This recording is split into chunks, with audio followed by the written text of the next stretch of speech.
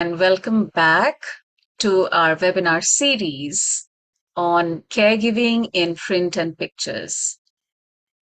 This has been a pet project, and this is something that I believe is at the very core of the challenges that we face as a society and Caregiver Saathi as an organization. We grow up with stories, and there are stories around cultures, and there are stories that are told to us consciously and unconsciously. And over a period of time, stories that are told to us by books in print and in films, in pictures. And there is a certain narrative through which caregivers and caregiving has been presented, especially in the global south, India in particular, where stories about caregivers and caregiving have been presented in a certain way. That of being duty, that of something that is a very core part of being a family member, that it is a very essence of your identity, your social identity. It is predominantly something that women do, and that you must sacrifice yourself at the altar of caregiving. And narratives like this, which are then reinforced through films and advertisements and books that are written in a certain way, because more of those will be consumed, then become a part of the social discourse. And we are here today to look at this lens and be able to examine it and say, what is the story of caregiving in print and pictures? I'm particularly delighted today to have the guest, Denise Brown. Welcome, Denise. Good. It's morning for me. So good morning, good Yes. evening. Great to be with you. Great to be with you. Good morning, Denise, and good morning, good afternoon, good evening from wherever you are. Thank you for joining us. When I started my journey of wanting to look at the world of caregivers and caregiving, I searched the web and I chanced upon this beautiful website, caregiving.com, which has been a beacon for me. It has been the lighthouse that has inspired me in so many ways, that has given me ideas, that has, kept me going all this while. And Denise is the person behind it. So while we started this series of caregiving in print and pictures a while ago, today is the end of the season, and this is the most beautiful way to cap this season to have Denise as one of the guests and to talk to us about her experience, her personal journey, her experience of understanding caregivers, although she sits, the other way around in the hemisphere in the United States. But, caregiving is such a universal phenomenon. And I found so much resonance in what she said, how she presented it, and what she felt the world was moving to. So I'm really looking forward to this conversation. But as always, I'm going to take some time to tell you a little bit about Caregiver Saathi. The conversation today is about empowering and transforming caregivers. And Caregiver Saathi is an initiative initially, but then over a period of time, we are hoping to transform ourselves as well into a venture with an aim to empower family caregivers by creating an ecosystem of well-being and healing. Healing being different from cure for the primary caregiver. The patient is often at the center of our attention, but the primary caregiver has their unique trauma, especially when they are navigating terminal illness, chronic, or any other life condition. So we are interested in caring for the caregiver. We would like to support them during their caregiving journeys and, frankly, a lot after as well. How do we do this? Through awareness programs like this, having conversations, through webinars, talking to healthcare practitioners, through humanizing our healers, getting caregivers to tell their stories. It is not just important to tell your stories of valor and victory, but also to tell your humane stories of regret, disappointment, anger, frustration, because that's what makes us human. So, conversations with gentle warriors are a term of endearment for caregivers. A helpline to support family caregivers. They can reach out to us for their needs. Healing circles, which are our support groups. Research in the area of caregivers, as you can imagine, while there is significant data available for caregivers in the Western economy, or let's say in some other countries, it is not so in some of the South Asian countries. And communication, education through social media, which is aimed at awareness and advocacy. What have we done so far? We have built a tech-enabled support system through our website and app. I am happy to share that the app is available on the Play Store. The iOS app should be available shortly. Those of you who can access it, please download it. We are testing it. Give us feedback so that we can improve it. Education through both online and offline programs. It is a new area. A lot of people tell me that they hadn't thought about caregiving until they started seeing our programs. Community sensitization through podcasts, communication, and various other methods. My other dream project of caregiver coaching and family counseling. Frankly, long-term care impacts the whole family, sometimes generations. And a volunteer base throughout the world that has supported us over a period of time, and is, of course, as is the nature of volunteers, is a transitory community through emotional first aid. You can get involved in many, many ways. Choose the one that suits you first, move to the other, stay with us in which form interests you. You could help us reach organizations, collaborate with us, help us in fundraising, join our healing groups, become a certified caregiver Saathi. For the session today, we will have an interaction with Denise, hear her perspectives, have question and answers, and look at your feedback and suggestions. I'm excited to introduce Denise to you. Denise began supporting family caregivers in 1990. That's thereabouts where my story started. So thank you for being the beacon, and launched a business to help them in 95. She launched one of the first online caregiving communities in 96, which she had managed until it sailed in 2020. She now creates and delivers caregiver training programs for the workplace and for individuals who want to coach family caregivers. Now, you see the point of overlap. More than 300 individuals from 7 different countries have enrolled in her training programs offered through her company, the Caregiving Years Training Academy.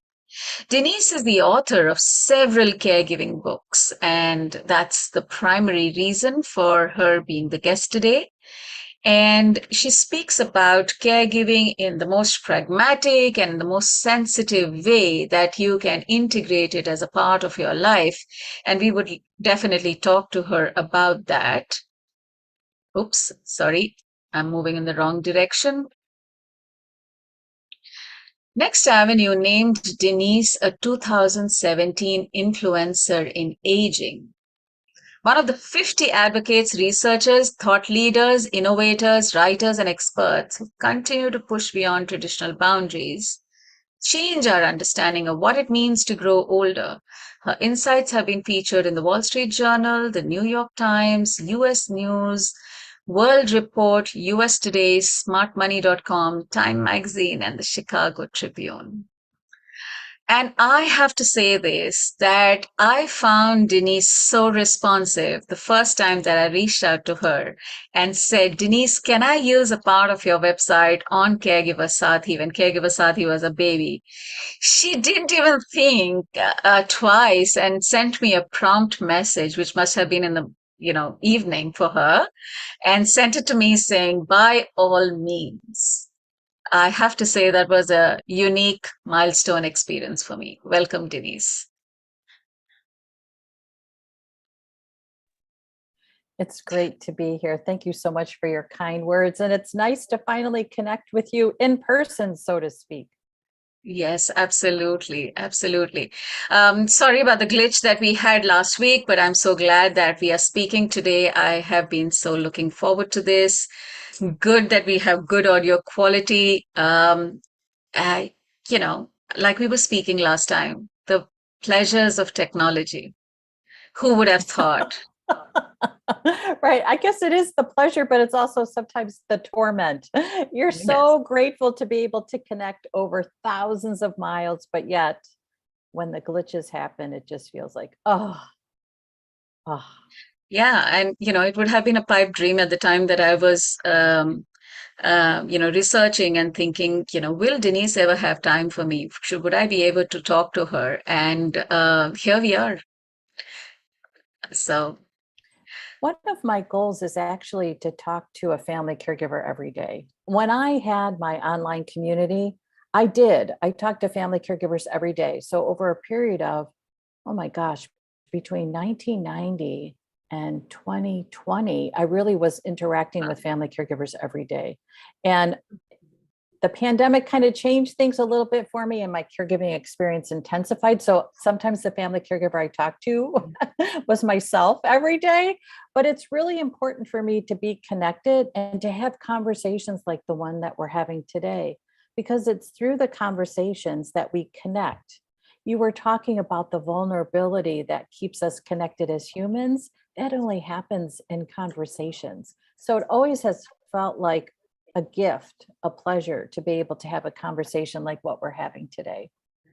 yeah, no, I hear you, and I think it's an incredible effort to just have the space for caregivers. And like we were speaking, one of the challenges that we have in India is that people don't self-identify as caregivers. So if I were to say that I would like to talk to you because you're a caregiver, a large number of people might not even, opt in for that conversation because I don't see myself as a caregiver. But we are here to learn about what your experiences of talking to so many caregivers has been and what led you to write your books.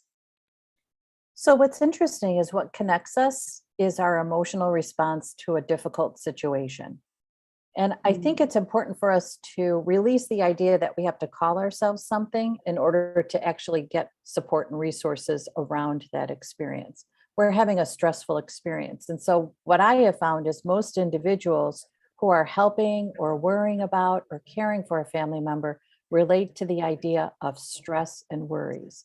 And so, when I pivot the conversation to really talk about that emotional experience, then people get it. So, for instance, here in the United States, I believe that we oftentimes use an incorrect definition of who a family caregiver is. And so many organizations will talk about the tasks of caregiving, and they will talk about it in a way that is around cooking and cleaning, when really, as family caregivers, what we're doing is managing care. We Mm. are a non medical provider. What we are doing every day is strategizing, planning, managing, making decisions, acting as the peacemaker within the family. We are Mm. keeping things moving. We are CEOs of our caregiving experience. And so, if we just talk about caregiving as something like cooking and cleaning, we are missing the mark. And so, oftentimes, I'll connect with someone and they'll say, "Oh, it's so interesting what you do, but I'm not a family caregiver." And I'll say, "Well, tell me about your experiences in life." And they'll say, "Well, I kind of helped someone."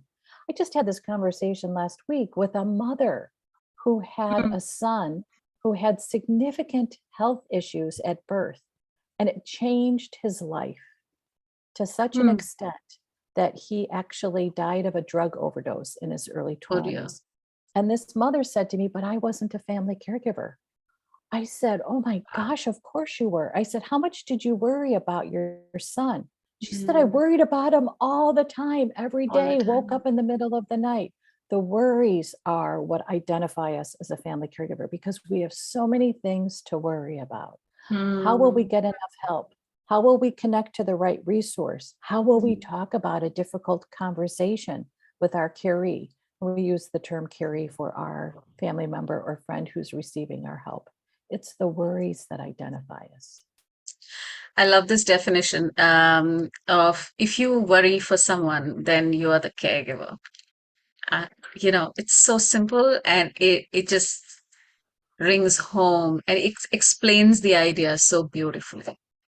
Yes, because we get so caught up in, well, I don't do everything. I don't do something every day to help someone, or that person doesn't live with me.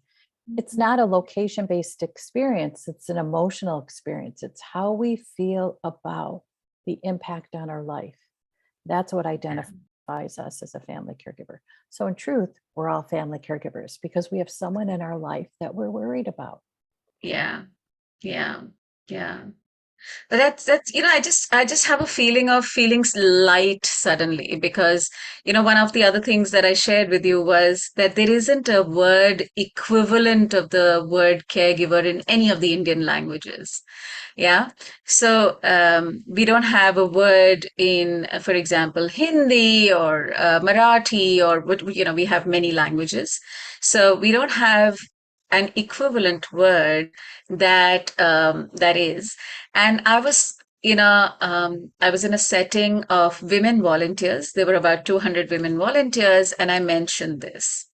So what do you think can be an equivalent? Yeah. And one woman came up with a word that means apne, which means my kin, my dear ones, right? And kin is the closest that I can think of in English to translate apne. And I was quite moved because yeah, that's what it is, right? Those who worry about us are people who care for us and they are apne. Absolutely.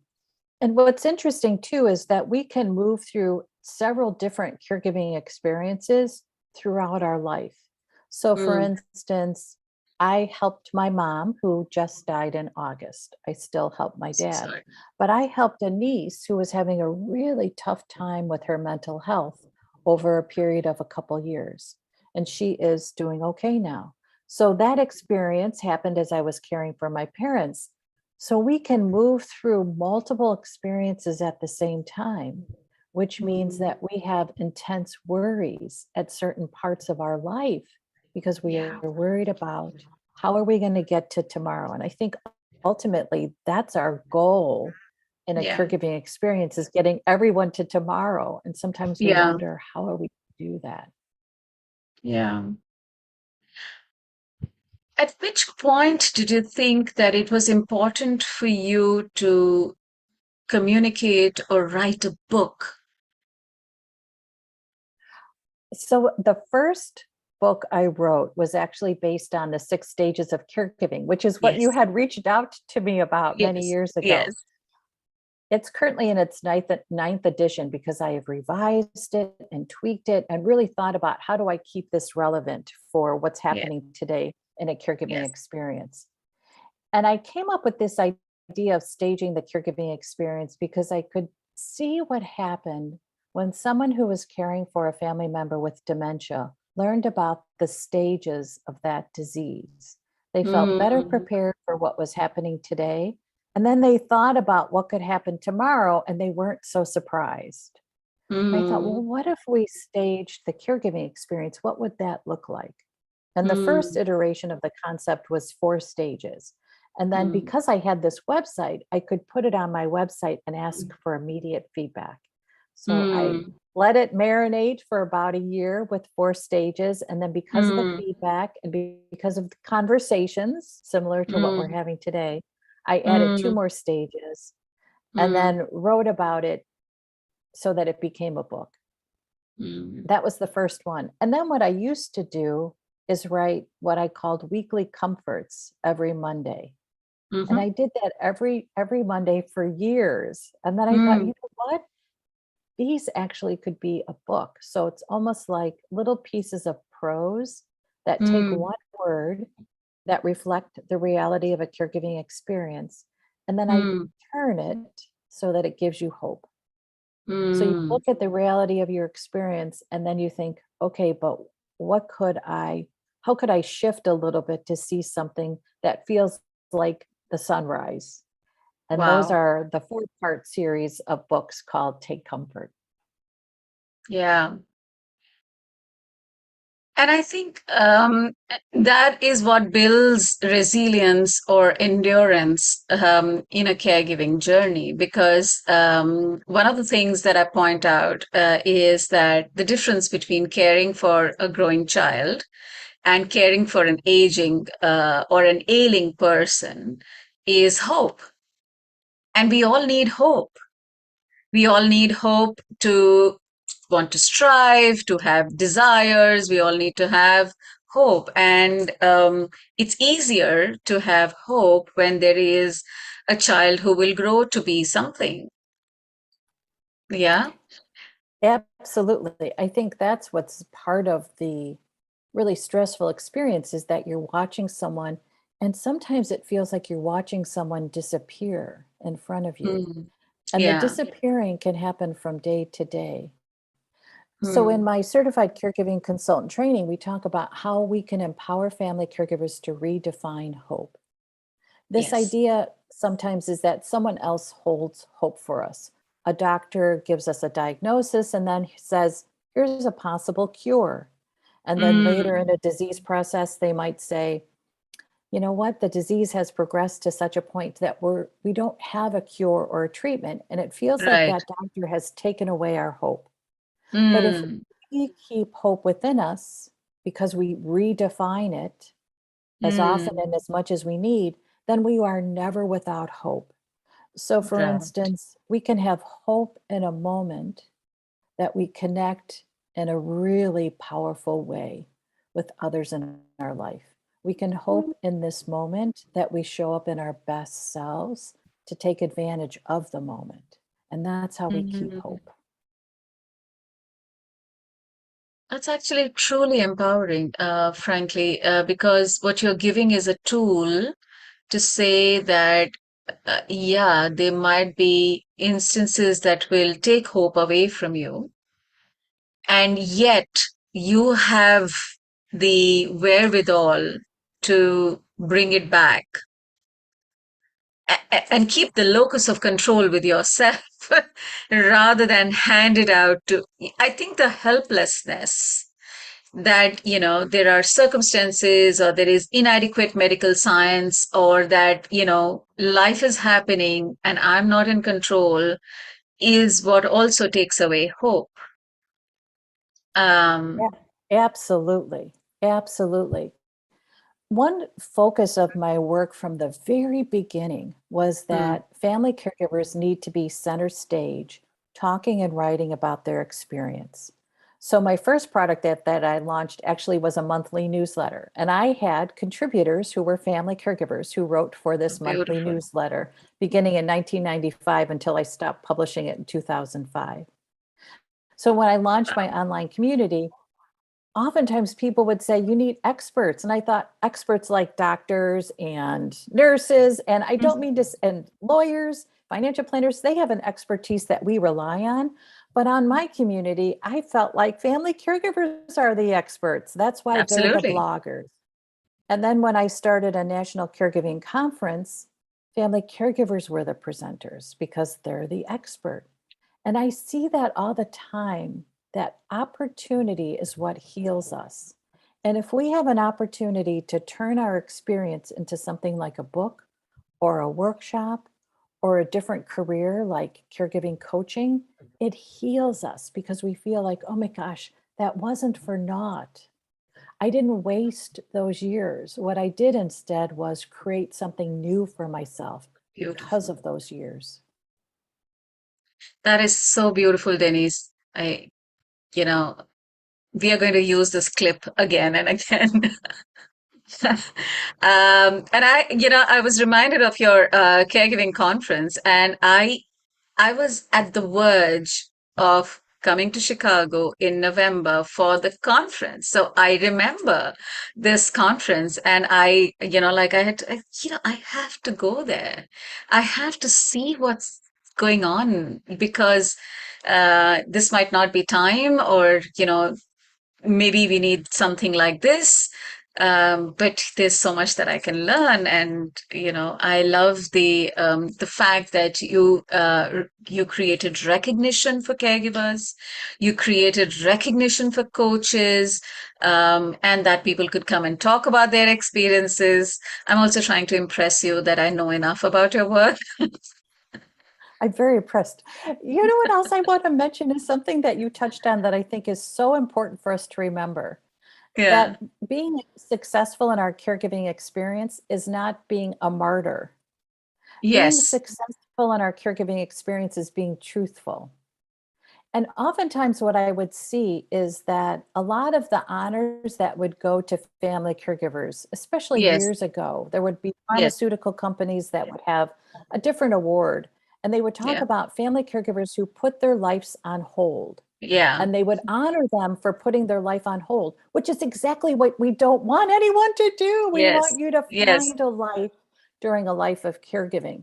And we want Yes. to be truthful about what it's like, because in the truth comes solutions. So if I Yes. pretend that everything is okay and it's easy, then people don't offer me help, or services don't get created that can offer me help. If Yeah. I am truthful about what's hard and why it's hard, then we can find solutions that can help us or create them. Oh, that's such a brilliant point. It's like the squeaky wheel gets the oil, right? Or Yeah. Oh, there's a saying that yes. the child that cries gets the milk, or whatever. So you have to be able to present your wholesome experience for people who are able to think about it, to find solutions or address it, or whatever. And I'm very keen to talk to you about the trends of conversations that you had, because they spanned almost decades. Um, in your experience, how did the nature of these conversations change or stay the same? So when I first started working with family caregivers, I actually worked for a social service agency and I would make home Mm, visits. So this was in 1990. And the mm, way I described the experience then was it was gentler. It was a gentler experience. mm. If you went to the hospital, it was a gentler experience. You weren't Mm, rushed out of the hospital. There was mm, staff that could take care of you. At home, it was just gentler. And I don't mean to say that it was easier. It was still harder. It was still hard, but there wasn't the chaos. And now we mm, just have chaos in our caregiving experience. It's chaos in a hospital system trying mm, to get help and support. It's chaos at discharge day, trying to get it organized. mm, It's chaos within our systems like home health, having a home health aide or a nurse come to the home. It's chaos. So when my mom was dying, and I knew she was dying really for a year before she died, mm, and 6 months, actually 8 months before she died, our palliative care nurse had a conversation with us and my mom about hospice for my mom. mm, And she was mm, like, okay, I'll talk about it. But she wasn't really on board. So we talked to her doctor about it. And I never liked her doctor, but it was out of my control to change it because it was her doctor, her choice. And he was like, oh, no, you don't need hospice services. So then it was another conversation, but she wasn't ready. And then it was trying to actually get hospice started once my mom agreed. And it was chaos working with our hospice provider. And this was the last 3 weeks of my mom's life.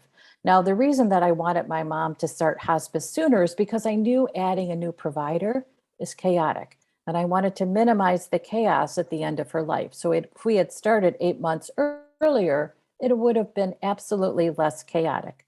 mm, However, the truth is, whenever you start hospice, it shouldn't have been as chaotic as it was. And mm, there were times that I could not sleep at night thinking, how are we going to organize this with hospice? I knew we needed equipment. like a hospital bed. And I knew we needed pain meds at the end of her life. And I was just so worried we wouldn't get that. It really added a level of stress. That's not a gentle experience. Now, my mom had a very gentle death Mm, in spite of hospice services, I would say. mm, We finally connected to a really wonderful hospice nurse, but she only visited 3 times. The mm. rest we just figured out. It's chaos. But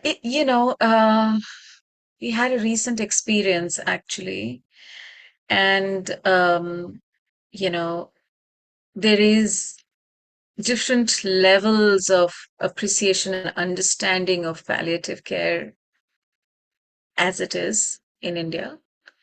And obviously there are different approaches as well, right? Sometimes you need one or the other approach. This is not to say one is better or the other. I think there is an element of people coming up the learning curve, and but the person who is experiencing this, the patient and the family, for them it's that one time, right? And we also find that giving pain meds in India is not easy. We have a huge regulation. Morphine is not easily available, can be prescribed. There are all kinds of rules, and it can be quite a thing. And I don't think anybody wants to think about these things until they are in that situation. Why would you want to? Why would you want to know about this? Because it's just, our lives are hectic otherwise. So I want you to help us look at the stages of caregiving and say, while I may be at one or two, and I may not want to think about six. Yeah. How do I build for whatever the next bridge I have to cross? So the 6 stages actually start before Mm, caregiving begins because we are all expectant caregivers, that's right. regardless of how many experiences we've had before, how many we're having right now. We never know what will happen again. That's So right. this idea that we're all expectant caregivers actually helps us think about what could happen in a different way. So, Uh, for instance, I love your insight about, well, I don't need to worry about morphine or hospice. Why would I worry about that? We yeah. don't want to worry about it. We just want to be open to the possibility that someone in our life might have a disease and that disease process leads to end of life. Just as an aside, I used to, when I gave the 6 stages concept as a workshop Mm, in person, we're not doing a lot of in person yet here in the States. I would start the workshop with the question, who knows someone who has lived forever? And people would start to raise their hand. And then they would say, oh, live forever. Oh, no, I don't know anyone who has lived forever. Because the reality is, none of us will live forever. And we don't know anyone who has lived forever, which is why we just want to be aware of what's a natural cycle of life. And that's what we're talking about in the caregiving stages. What's the natural cycle of life? And how do we mhm, show up in each stage of someone's natural cycle of life, so that we are mhm, prepared and we are open to what resources could help. I will also tell you, interestingly enough, this idea that my experience, oh my gosh, no one will be ready to hear that, right? No one else who is not mm, in that mm, stage mm, could be ready. mm, But my sister in law asked me last weekend, okay, tell me a little bit more about how you got your mom to accept hospice services, because she mm, just wants to be prepared with her own family. mm, When we talk about the truth of our experience, we're talking about the humanity of our lives lived.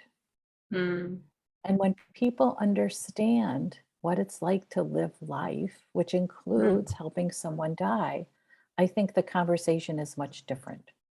So the first stage is the expectant stage, And then the next stage is the freshman caregiver, which is when you're starting to help. Some people Mm. feel like they skip that stage, that caregiving starts Yeah. overnight. And that's the Yeah. third stage, which is the entrenched caregiver. And then the fourth stage is the pragmatic caregiver, where you start to feel like, okay, I get it. This is going to be shocking and Yeah. surprising and awful. I'm not so shocked and surprised at how awful this is. So you feel Mm. like you have some coping strategies in place. And then the fifth stage is the transitioning stage. And this was the one stage that I had a long time to figure out. I really didn't quite get what the transition was about. I really thought it was a transition around a carry in the United States, for instance, moving from home to a Mm. facility or just Mm. death. And what I realized is the transition stage is our transition. So when Mm. someone reaches their natural cycle of life at the end, Mm. we transition from doing to being.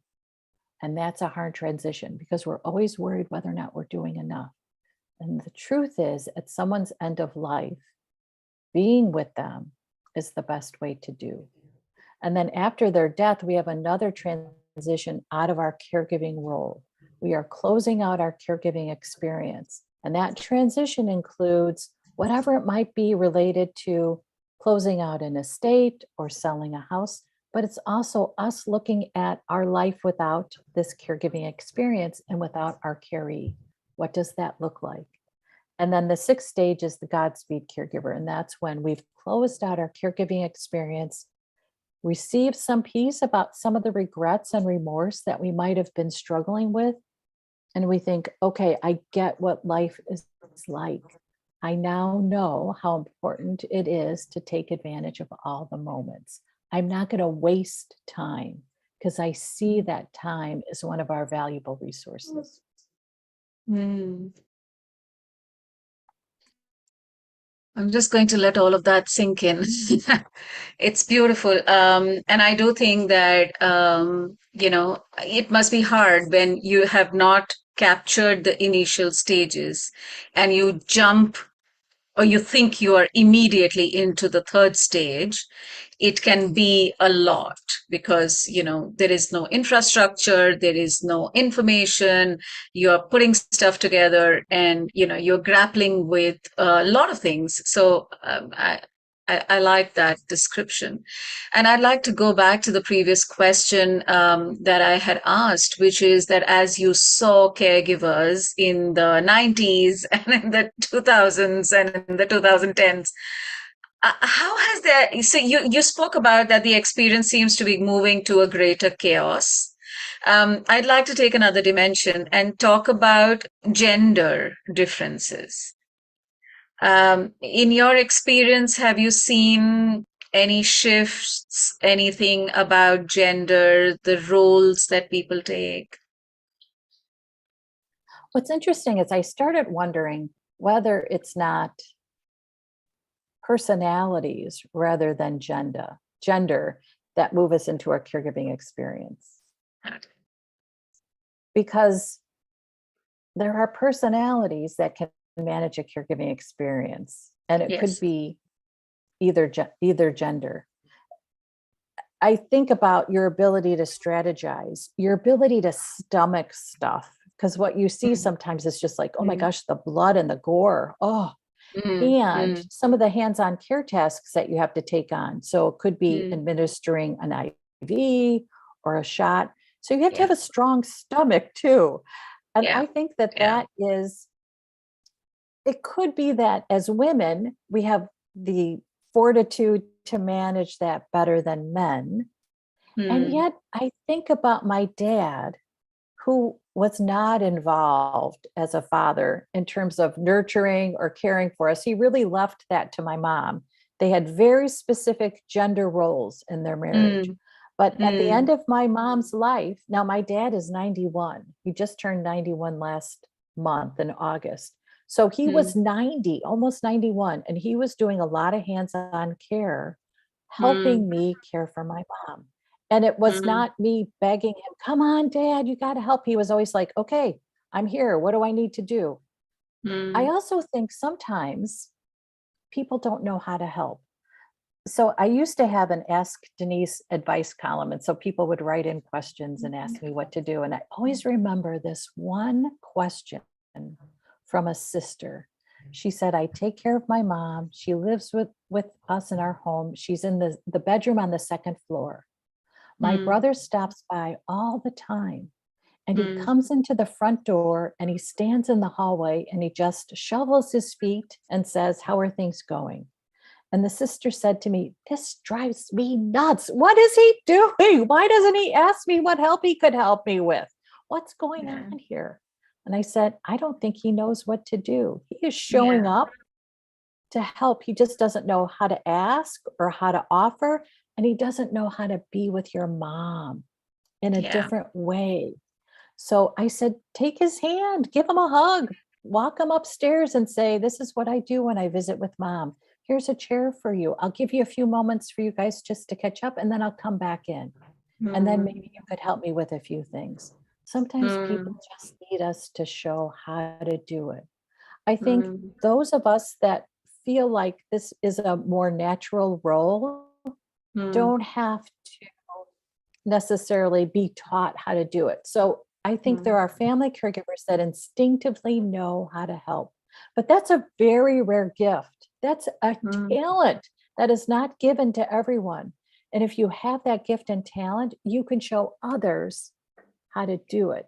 You just need to mm. be open that, oh my gosh, maybe they just don't know how. They just don't know how. Yeah, yeah.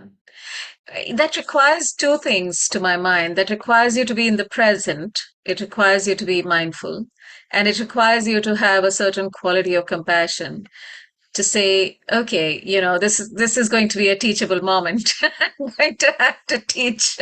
Yes. And it also takes patience and it also takes composure.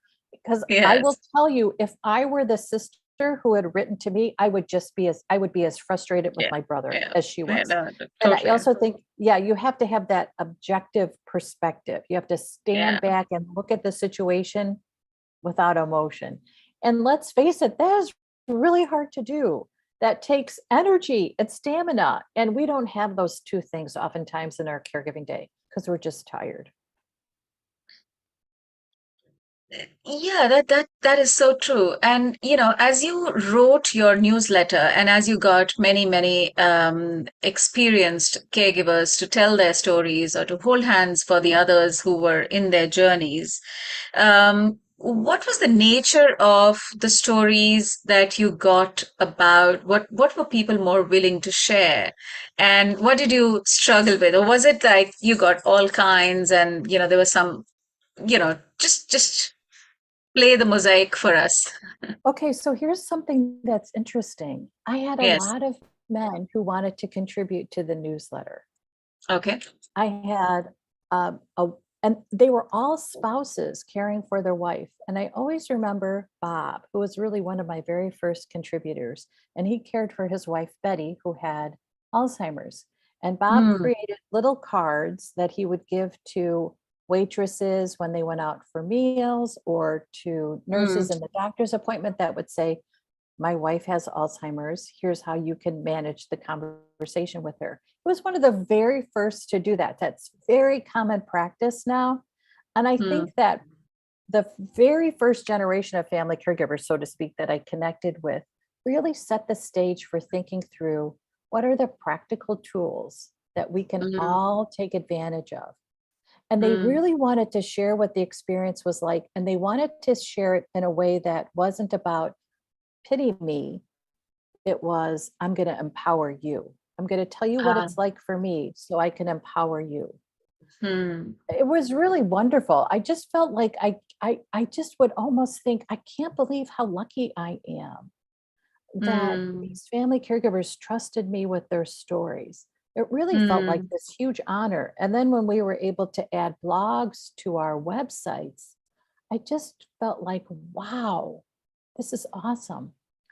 One of our bloggers, gosh, this would have been probably 15 years ago, really told the story of caring for her sister in law in her home. And every day she would share what had happened. And she was very truthful about what she and her husband experienced in their marriage because she was caring for her husband's sister, and what it was like for her to have a different relationship with her sister because the relationship prior to caregiving wasn't good. What I always felt was she brought us into the house and said, "This is my life." Mm, And the idea that we could go into someone's house, a caregiving house, and see what it was mm, like, really powerful. One of mm, our visitors who came at that time would reach out to me and say, in the morning when I'm doing laundry and I am taking off soiled linens and I'm putting them in the washing machine, she said, now I have a different way of looking at it because I think I'm not the only one doing this. There's a mm, whole other community of others like me who are doing this. And it makes me feel better. It's not just mm, me. So, this idea that we could move into someone's home and see what it was like was really powerful.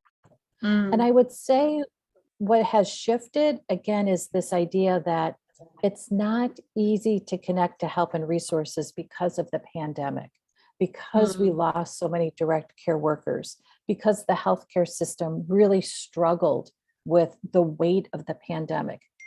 And the pandemic has changed our systems in such a way that we're not going to go back to what it yeah, was. Now we have yeah, to figure out how do we move forward with less help, with less yeah, resources, yeah. and a greater need. That's right. That's right. And the numbers are staggering. The numbers are really staggering. Uh, you mentioned that you had more men wanting to tell their stories than women. Did I get that right? When I first started, yes, that was interesting to me that the ones who had reached out to tell their stories were men, spouses. And then That's an actually it interesting shifted. insight. Yeah, it did shift. I would say that Sure, when I sure. tracked traffic on my website, it was the majority of women. But I will also tell you something else that's interesting. One of the very Yes. first bloggers on my website is was a young man named Gary, but now I'm still connected with him on Twitter and he still cares for his mom. So he's Oh, in his wow. 60s, his mom is in her 90s. And so he Wow. has been a family caregiver, honest to goodness, since 1995. And I'm still connected with him. Wow. Wow. Okay, so yes, these are in some ways overwhelming and in some ways inspiring, and and I am we are grateful that not only did people like Bob and the lady who let us in her house share their stories and set an example. We have their stories to feel that we are not alone and that we have an example that things could change, even whatever the sociocultural norms here are. Um, I'm just wondering, uh, did you find it hard to get people to tell some aspects of their story? Or was it easier to tell some aspects? Like, for example, it's easier for me to tell you that, I made these cards and I made my life easy and, you know, but will I tell you that I got really angry and frustrated and I literally wanted to shake the person today, you know? So here's what gave people permission is they could join my online community and be anonymous. So for Mm. instance, the sister-in-law who cared for her sister-in-law, her anonymous name was Han Solo. So that's what we called her. So the anonymity gave permission for people to tell the truth. And Yeah, here's the other piece of it that I thought was so important. If I was going to ask people to show up and share their truth, I had to share my truth first. I had to yeah, create that space that I felt like I could really trust my visitors and my listeners and my viewers with yeah, my truth.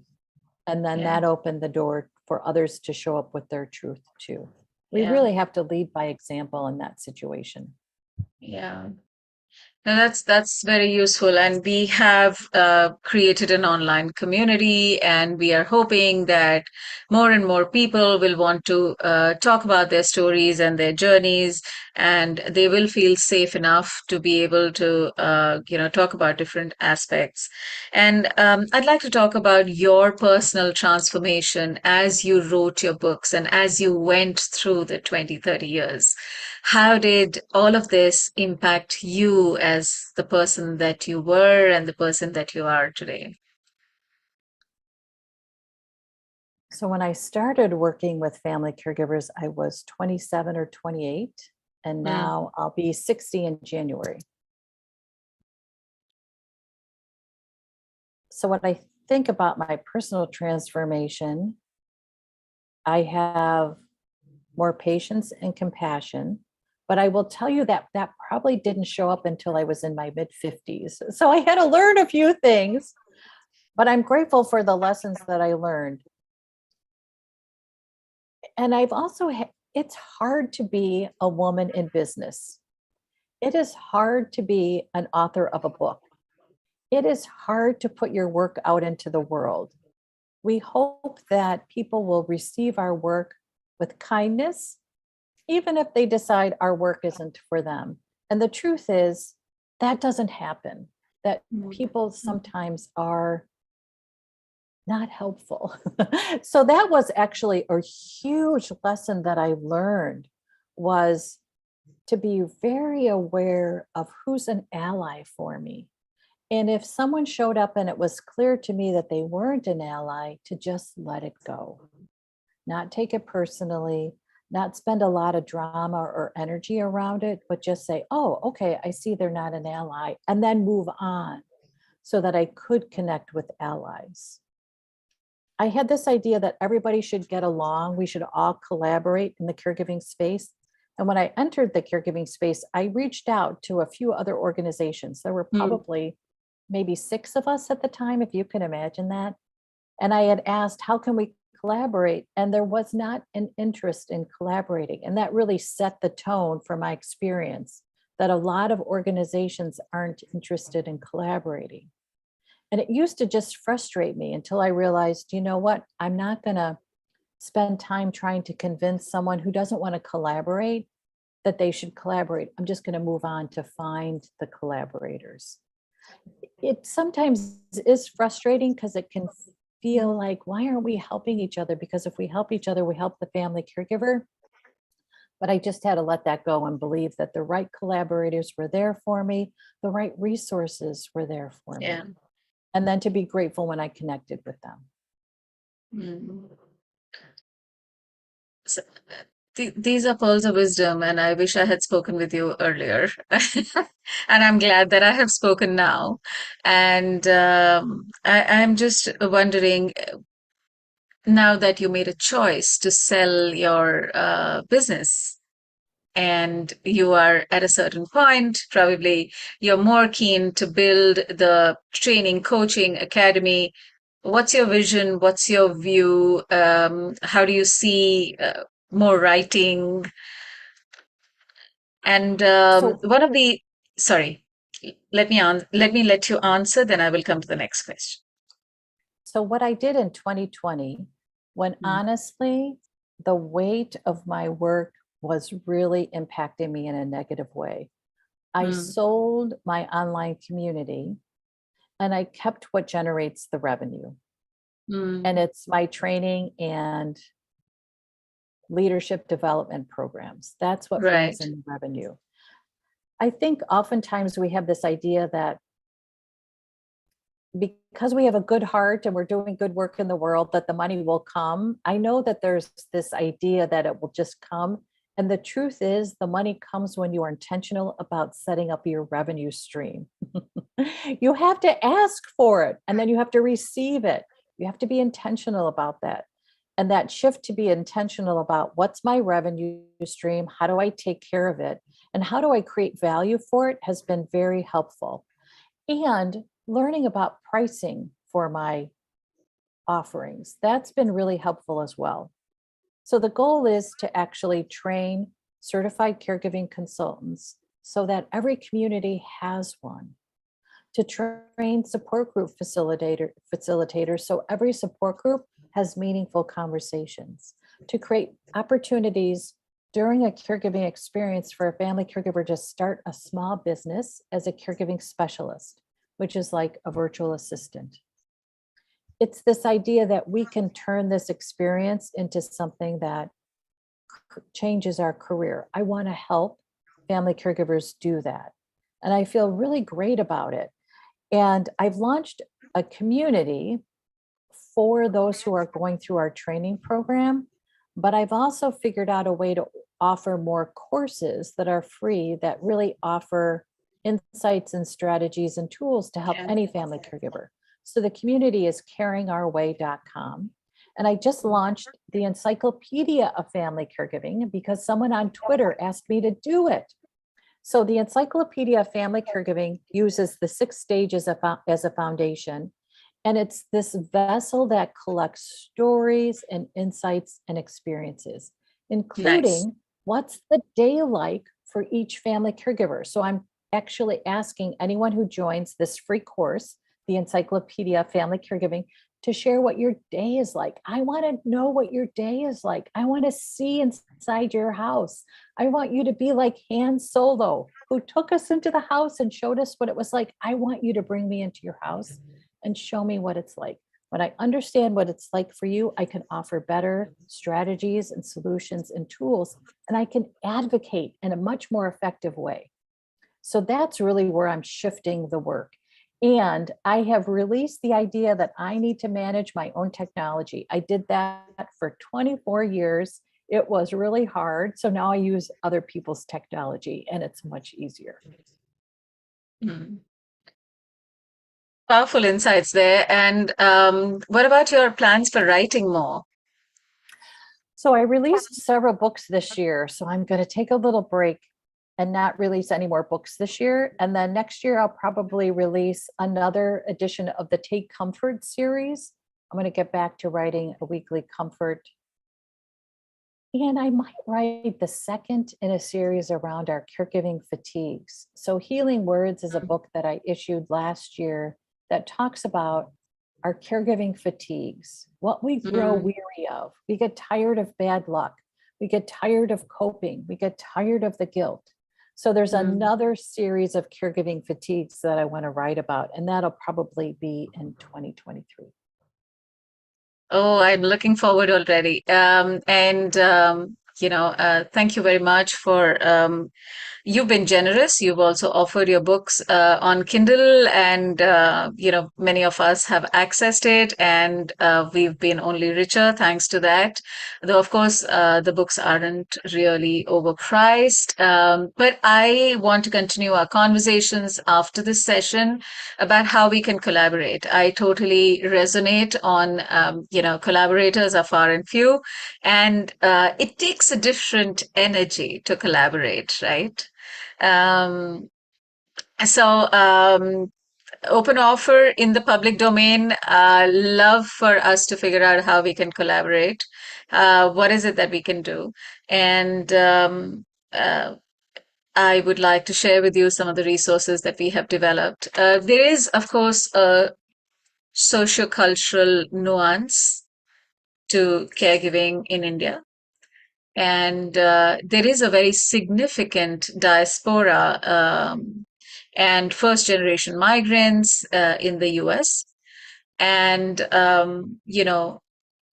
a set of people who need a view on both sides to be able to cope with their journeys. So I think there are infinite possibilities.